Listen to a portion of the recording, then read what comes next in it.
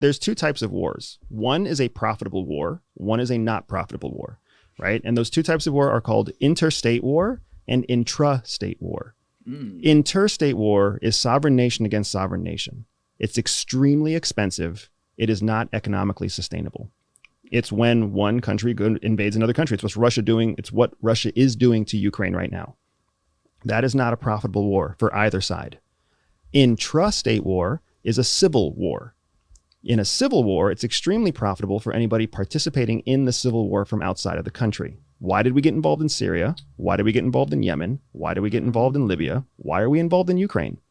It's extremely profitable to be the person who's sending humanitarian aid, building influence, soft power, hard power, sending weapon systems, whatever it might be. It's extremely profitable to be part of an intrastate war, right? So when the United States watches what China's doing around the world in third world countries through the Belt and Road Initiative, through whatever policies China's executing to build infrastructure and everything else, that is something that the United States would prefer to continue to combat economically. Because once they commit troops on the ground, you're not only paying the cost in terms of dollars and cents, but the cost in terms of lives, the cost in terms of public response. It's nasty. 9/11, if anybody alive during 9/11, America was hard up and ready to rock and roll and send boots on the ground for about 5 years. And then after that, the death toll and the lack of results, even though it wasn't anywhere close to what it was in Vietnam, it turned the appetite of the American people against the... Yeah, because they started a bad war we didn't need. That, like Afghanistan, you had to go to. Listen, what you are spouting right now is what you have seen since 9/11.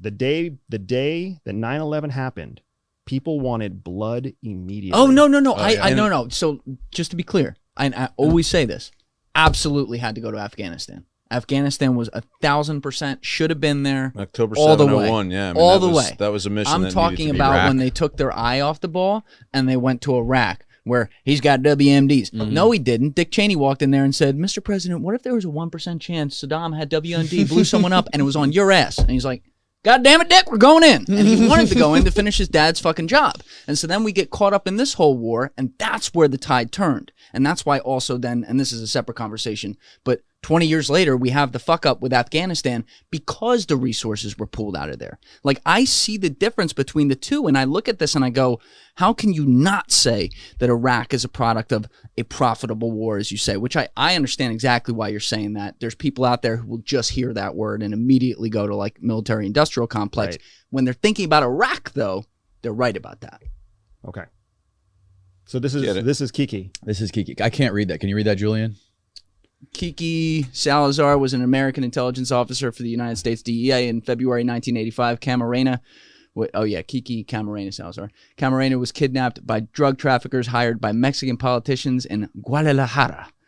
And so whoa. Oh, you're zooming in. I got you. Three leaders of the Guadalajara drug cartel were eventually convicted in Mexico for Camarena's murder. The U.S. investigation into Camarena's murder led to 10 more trials in Los Angeles for other Mexican nationals involved in the crime. One of them, I forget his fucking name, but we got the guy. They caught him in, like, the hills of Mexico last year. Yeah, and he's free again. Is he free again? Yeah, I believe he's free again. He was again captured in July of 22. Yeah, Caro Quintero. Yep. And then he was again captured. Okay, so we got him again. Yeah, and he was being they did like a press event with him, and he was just kind of like laughing and like mocking everybody, like, "Ha, fuck you! I'll be out of here in 3 months." Yeah. So where's the CIA connection? Is there a control F that we can find? Find the CIA guy. You gotta Google who is the CIA officer. Except in Google Chrome. Okay. Actually, I think it is still control F in Google Chrome. What were we just talking about? I don't remember. I think we were just talking about conspiracies and how hard it is to prove a conspiracy right. So essentially, CIA has an entire division focused on countering narcotics. But we counter narcotics that affect American national security priorities.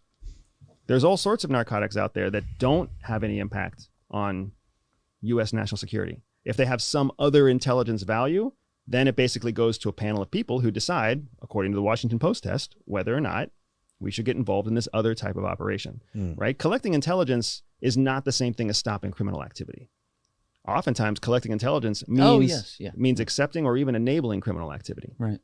Two different things. Now, in a post 9/11 world, would we run that by FBI? Yeah, we'd be like, hey, we're thinking about doing something with or against or in conjunction with, or that may potentially enable this cartel to operate in a certain way.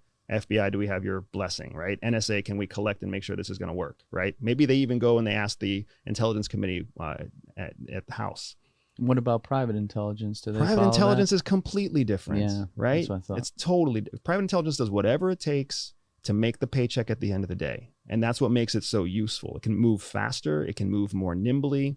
It can absorb risk without ever needing to have, like, the president have plausible deniability. It's not plausible. He actually has full-on deniability. Well, this one definitely does. So yeah, but every time I hear anybody out there be like, "Oh yeah, a verified like CIA officer did this," it's really hard to verify a CIA officer. And there are so many people out there who claim to be CIA when they're not. They were pulled onto a mission that CIA was part of.